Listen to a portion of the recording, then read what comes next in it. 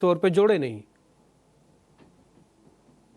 तो देखिए, काफी समय से स्टॉक एक रेंज में ही फंसा हुआ है।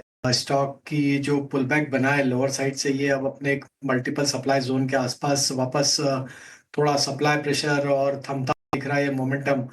इसके लिए मेजर ब्रेकआउट लेवल 1320 के ऊपर है। जब तक ये 1320 के लेवल को क्रॉस नहीं करता है वीकली क्लोज बेसिस पे, तो थोड़ा हमें लगता है कंसोलिडेशन का फेज रहेगा स्टॉक में अभी भी। 1250 से 1320 एक रेंज रहेगी। 1320 के ऊपर अगर ये निकलता है तो फिर एक्सपेक्ट कर सकते हैं कि 1380 से 1400 की तरफ भी स्टॉक बढ़ सकता है। बट जिस तरीके का प्राइस एक्शन देखा है हमने compare to other market participants, हमें लगता है अभी थोड़ा और कंसोलिडेट करेगा। मे बी अर्निंग्स में कुछ अगर ट्रिगर मिलता है तो ये स्टॉक में हमें लगता है ब्रेकआउट करने में कामयाब होगा 1320 का, एंड देन फिर ये रैली एक्सटेंड होते हुए दिख सकती है। ठीक है। एक शेयर और है, वो है क्रॉम्पटन। ये रुचित जरा आप देखिएगा, ये शेयर टिपिकली एक्सपायरी का one of the best shares है। आपका एक्सपायरी वीक में जैसे आप एंटर करो, क्रॉम्पटन का चार्ट सामने स्क्रीन पर डाल के रख लो। आपको इस हर एक्सपायरी के वीक वाले में कुछ ना कुछ पैसे दे के जाएगा पक्का। इस बार भी ऐसे ही कर रहा है। 3.5%, 4% शेयर ऊपर है। आज का मूवमेंट देख लो, 3.40 से 3.56 का रेट। ठीक है, ये 15-16 रुपये में जो पकड़ना पकड़ो आप। अब ये शेयर अगली सीरीज तक, यानी कि अगले 2 दिन और चलेगा, जरा ये चेक करके बताओ।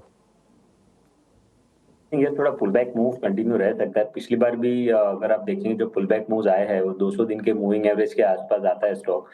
लेकिन वो अब तक सरपास हुआ नहीं है। So although mid to long term trend change नहीं हुआ, बट एक्सपायरी के नजदीक अगर ये 200 दिन के मूविंग एवरेज के आसपास जाता है तो 368 370 तक के टारगेट से स्टॉक में बनते हैं।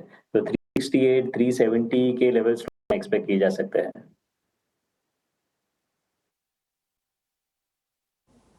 ठीक है, एक और शेयर भी आपको करना होगा, वो है सर डी मार्ट। रुचित, ये भी इस सीरीज़ के अंदर फर्स्ट हाफ इसका थोड़ा साइडवेज था, लेकिन सेकंड हाफ काफ़ी अच्छा रहा इस सीरीज़ का। अगली सीरीज़ में रोल ओवर की कॉस्टिंग पे करके मैं इसमें एंट्री कर जाऊं, या फिर अभी छेड़छाड़ ना करूं, सौदा काटूं, प्रॉफिट बुक करूं, बैठ जाऊं? कोई एग्जिस्टिंग पोजीशंस है तो वो होल्ड करके रोल ओवर की जा सकती है। सो क्योंकि स्टॉक में ऊपर 4600 4650 ये रेंज तक का मूव एक्सटेंड होना चाहिए। वरना फ्रेश बाइंग के लिए स्टॉप लॉसेस काफी डीप है। पिछले 7 दिनों में ऑलरेडी स्टॉक ने काफी अच्छा मूव दे दिया है। सो अगर कोई फ्रेश बाइंग के लिए एंट्री करने के लिए सेटअप के लिए अगर देख रहे हैं तो मैं वेट करने की सलाह दूंगा। बट अगर कोई एग्जिस्टिंग पोजीशंस है तो होल्ड की जा सकती है। पोजीशन आपकी है तो होल्ड कर सकते हैं। एवेन्यू सुपरमार्ट में अच्छी तेजी देखी है। अप्रैल की बात करें तो बढ़िया रफ्तार ये शेयर चला है और फिलहाल 4,500 के आसपास के प्राइसेस हैं। अप्रैल में एक और शेयर अच्छे से चला है राजेश जी, और वो है केनरा बैंक का। बढ़िया रिटर्न कमा के दिए हैं। सरकारी बैंक है और आरबीआई ने जो एलसीआर यानी कि लिक्विडिटी रेशियो को लेकर जो राहत दी है उसका बेनिफिशियरी भी है। केनरा बैंक 100 रुपए के ऊपर चल गया है। 100 रुपए के ऊपर कितनी तेजी बाकी है राजेश जी, और क्या नया सौदा ले सकते हैं यहाँ से?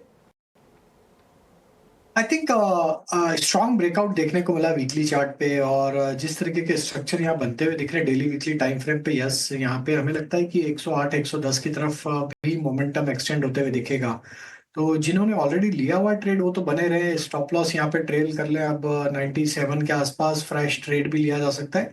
थोड़ा सा पोजिशनल पर्सपेक्टिव रखना होगा क्योंकि थोड़ा स्लो मूवर स्टॉक है। सो 108 110 के मोमेंटम के लिए हमें लगता है यहाँ पे फ्रेश लॉन्ग भी ट्रेड लिया जा सकता है। 108 110 के लिए नया ट्रेड आप भी कैनरा बैंक के शेयर में ले सकते हैं। पावर शेयरों में तेजी का जो पावरफुल मूव है वो जारी है। हालांकि आज थोड़ी सी तेजी कल के मुकाबले है, लेकिन एनएचपीसी हो गया, एजेवीएन, ये शेयर आज चल रहे हैं। और इसके अलावा जो पावर से रिलेटेड जो सेगमेंट है एसी वाला, जिसमें कि वोल्टास, ब्लू स्टार, हेवल्स, ये शेयर भी चल रहे हैं।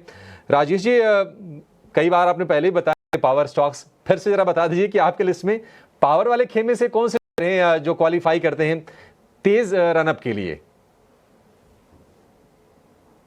तो देखिए, आज छोटी power related company like SJVN हमें पसंद आ रहा है। फिर यहाँ पे अगर हम देखें तो पावर स्पेस पे हमें टाटा पावर पे भी हमारा व्यू बुलिश ही है। एंड एनटीपीसी, ये तीन स्टॉक हमें पसंद है। एंड फोर्थ वन देखें तो पावर ग्रिड, तो ये चारों स्टॉक्स पे अभी टेक्निकल सेटअप पे देखें तो चारों स्टॉक्स का टेक्निकल सेटअप अभी बुलिश है। SJVN में हमें लगता है ये 100 रुपए के ऊपर सस्टेन होगा, तो इसका नेक्स्ट टारगेट 108 की तरफ बन सकता है। तो जिस तरीके के ब्रेकआउट यहाँ पे एक फॉलिंग चैनल का दिया है स्टॉक ने वीकली चार्ट पे, ये दिखाता है कि एक ट्रेंड रिवर्सल के साइन है और कहीं ना कहीं स्टॉक में एक अच्छा मोमेंटम एक्सटेंड होगा।